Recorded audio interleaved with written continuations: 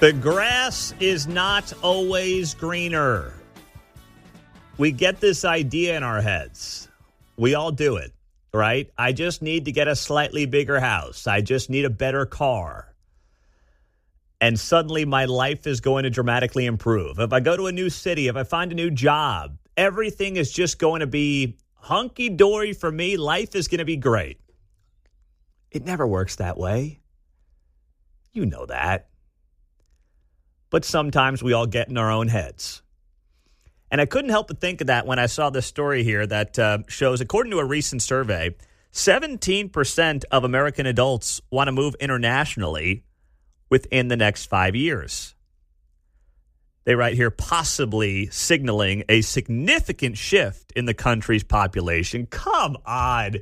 There are people banging down the door. We just had 20 million, whatever it is, 10 million people come across the border wanting to be Americans.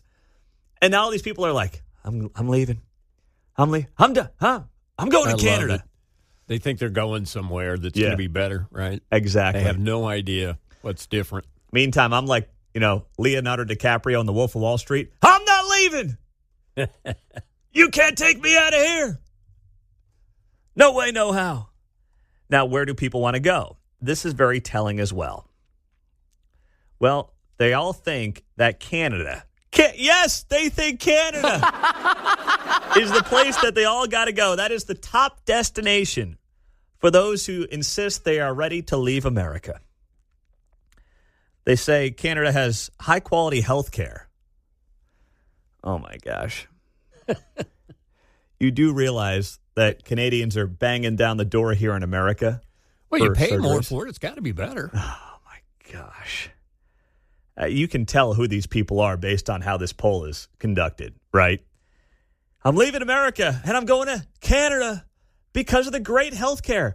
Yet when all the rich Canadians are trying to get to the United States for surgeries, you might want to rethink just a hair. You might want to rethink that one. All right? It's not all that it's made out to be. I promise you that. No? We don't taste that good. No, not at all. They also cite Canada's diverse landscape, offering ample opportunities for exploration and recreation. Have you heard of Montana?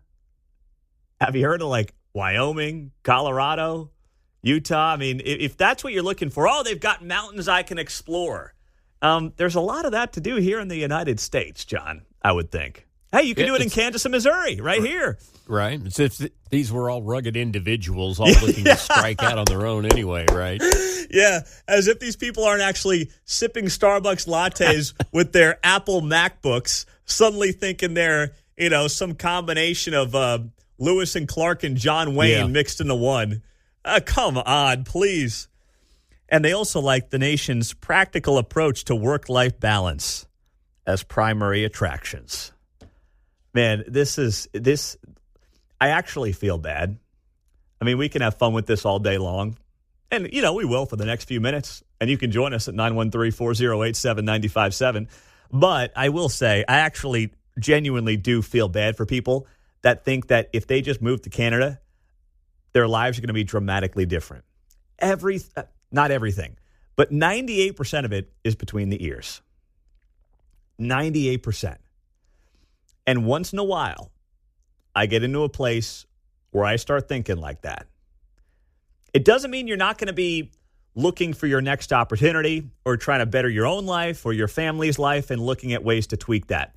But when you talk about these major changes and you justify them in ridiculous ways like healthcare and exploration and work-life balance, you can find a great work-life balance in America. You just got to figure out what it is. Trust me, if you want to work less, there are plenty of lazy Americans who will join you in that. You can find a lot of people who are very much willing to go down that road with you. Yeah, I wasn't aware that was a major issue at this point in our country. Yeah, trust me. I wasn't either. We got 7 million able-bodied men sitting on the sidelines in the workforce right now. Trust me, you want to sit on the couch, smoke some pot, eat some Cheetos, you'll find a willing participant to join you on that front. Number 2 on the countries that Americans want to bail for. You guys got any guesses in there? Country number 2. Just give me a guess. I don't expect you to be right. I was going to say England, but I feel like it's too far for these people. But it's just the native tongue thing, so I'll say England. All right. Yeah. Give me a UK. guess there, Mark. What do you think? Give me one. I'll say Puerto Rico. Mark, that's America. That's a territory. Oh. Yeah. Give me something good. Give me a country. I'll say Australia. That's a good guess. That's actually a very good guess. Italy, though, is the answer. Italy came in number 2 here. 11% of respondents are ready to go to Italy because they all think they're going to be, George Clooney sitting on Lake Como with a multi-million-dollar mansion sipping wine all day. Well, I don't think there's free breadsticks at the Olive Garden over there either. So. How many Kansas Cityans were polled once they closed the Olive Garden at 119th and Black Bob? They're like, screw it, I'm moving to Italy, man. I'm going to Italy. Yep, that's it. I'm done. The Mediterranean nation's renowned cuisine ranked as its most compelling feature. Yeah. Oh, my, come on. Breadsticks. Yeah, come on, people. My gosh, what are we doing here? Followed closely by its rich culture and warm people.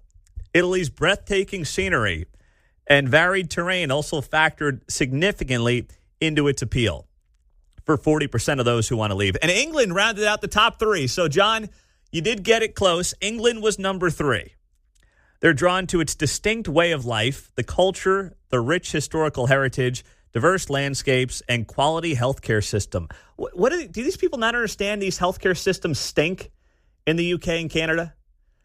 They think, it's free healthcare. Yeah. Have you seen the teeth of these people? My gosh. And in Canada, like I said, these people are banging down the door, the ones that can afford it, to get their healthcare here in America if they can pay out of pocket. This is listen, if you want to go, please, we're not going to stop you. We've got millions of people around the world who would come here and replace you in a heartbeat and would do it the legal way. I just want people that want to be here. But I've never in my life, and this is what I can't grasp, and I'm sitting here, in my mid-30s thinking about this, but at no point in my life have I thought about leaving the country. And it's not because I'm afraid. Like, I moved all over the country. I've lived rural America, Western Oklahoma, urban America, New York City. I've done it all. But at no point have I thought to myself, I want to leave this country. And it never mattered to me who was in the White House, right? It didn't matter to me. I mean, trust me, I've had my preferences. We all know that if you listen to this show for 5 minutes. But no matter what, I mean, when Biden's in there, I'm not like, I'm going. I'm getting out of here. It's like, man, no, we got to get this thing on the straight and narrow. That's what we got to do. I mean, geez, this is not going well. I'm sorry. Come on, man. But that's just, I think it's a mindset difference where you're just going to run to another country and all your problems get solved. And it's also, frankly, I think a naivete for how these countries work, unless you just read headlines. Text line is 913-4087-957. That is also the studio line on KCMO Talk Radio. Pete, most can't afford here. They could never afford Italy. Well, they couldn't afford anywhere in Italy you would want to live. I've been to Italy once, and we went down to the southeast part of it, which is actually an up-and-coming part of Italy. It's where I've got family where they came from. And I'll just say this much. Most people who are like, I'm going to Italy, they wouldn't think of that part of Italy. I'll leave it at that. Where there is a lot of poverty and not a lot of internet for them to sit around on the Apple MacBooks. But yes, the parts of Italy that, these people would want to move to, they probably couldn't afford. That's an excellent point as well. Good job on the text line. Oh, man. Pete, I got an idea for these people. Get out of here and take your kids with you. Okay. Such a nice man. That's not very nice. See, I just want them to embrace and love America. That's what I want. Unbelievable. Big meeting today at the White House. Trump and Zelensky scheduled to meet. So that is happening amidst peace talks and mineral deals that are going on right now. So this is going to be taking place in the next couple of hours. And, of course, there is a media reaction that is very predictable to all this. It's going to be at about 10 o'clock this morning, our time. New York Times ran the headline after insults and false claims. Trump to host Zelensky for minerals deal. They write here, President Trump will meet with President Volodymyr Zelensky of Ukraine on Friday after falsely asserting that Ukraine started the war with Russia and calling him a dictator without elections. So Trump was asked about this yesterday ahead of the meeting today, and here's what he said.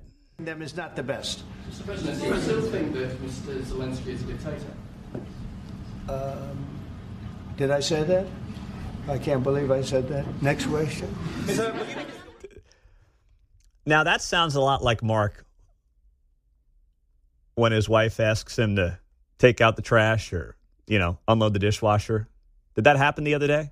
Yeah. She said, hey, you said you're going to take out the trash, right? And I said, yeah. Did I say that? Next question, please.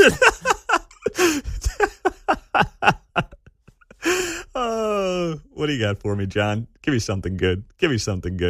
Well, the irony is that I actually got that text yesterday myself, but I did remember to start the dishwasher when I got home. Just slice of real life there behind the scenes. Oh, man. See, the worst part of the dishwasher is emptying it. I don't mind loading it. I don't mind starting it. I hate emptying it. So I'm going to start using this line. Oh, did I say that? Oh, next question, please. Exactly. Perfect. Can't believe I said that. Oh, man. So here's the thing, all right? What we all have now learned about Trump is that he clearly is on the side of Zelensky here. I know the media wants to make him out to be a Russian stooge and a Putin simp. Trust me, there's plenty of that going on. I could tell you a backstory on, I won't do it. Kansas City radio people yelling at other radio hosts in the country about being Putin simps. I won't do it. I'll save that for some other time.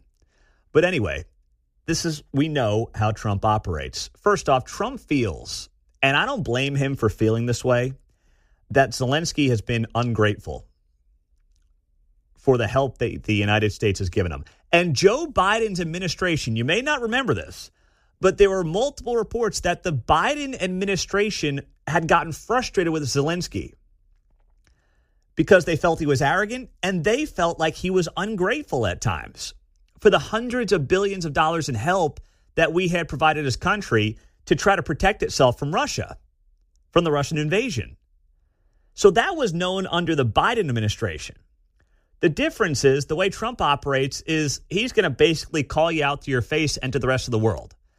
And is he going to go too far with it? Probably.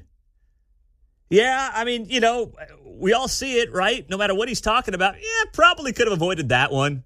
Probably could have skipped that insult and still got your point across. That was a sick burn that really wasn't needed. There would have been a way to do this that would not have required that line. But listen, you're not going to teach that old dog new tricks. You're not.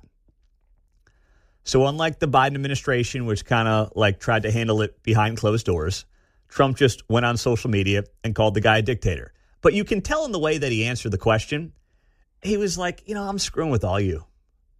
That's what I'm doing. He clearly has the best interests of, first off, the region at heart. As he's noted many times, this war could have been avoided. This war did not need to happen, and this war did not need to result in the loss of thousands and thousands of lives on both sides. It didn't need to happen. And now it's been 3 years, and the question for really the last 2 years has been, what's the off-ramp? The answer can't be just giving them more of our tax dollars. First off, we don't have any money. We're $36 trillion in debt. And while I have been very sympathetic to saying, hey, let them fight their war, we're not sending a single troop over there. If we can help them hold off the Russians, then we'll do that. That's admirable. But what's the end game to any of this? And that's where I think Trump is saying, it's been 3 years. You're kind of at the stalemate. So let's just move on and get it done. And that's what's going to happen with Zelensky coming to the White House today and this minerals deal being worked out. I'll add real quick that he said dictator without elections. Yes. It's not like Trump hasn't heard that thrown at him, so it maybe just kind of came out. Well, that's true as well. And, of course, that's tied to Zelensky not holding elections because they're in wartime. Yeah. But, I don't blame him necessarily. I understand why that's gone on the way it's gone on. But, in the end, this is how he cuts deals, right? It's all just part of a deal is what it is. 913-408-7957. Todd is on KCMO at Elise Summit. And Todd, your wife is Ukrainian, huh? Good morning. Hey, good morning, Pete. Yeah, so my wife said she was watching the local Ukrainian news, and he's not on board at all with this deal. What he's saying is that he wants to sign a memorandum for security guarantees with the future talks of the mineral deal. So what she's saying is not what our media is saying at all. So explain this to me then. What is Zelensky's goal with this rare minerals agreement that I guess is being signed today, or you're saying it may not get signed today? Yeah, that's what she's saying. That's what she's saying. He's reporting. And she said that Poroshenko, which is the ex-president, all of those sites that they're looking at are already signed over to the oligarchs. So in order for Trump to want to get those, he's got to get those taken away from them in order to get these the mineral deal done.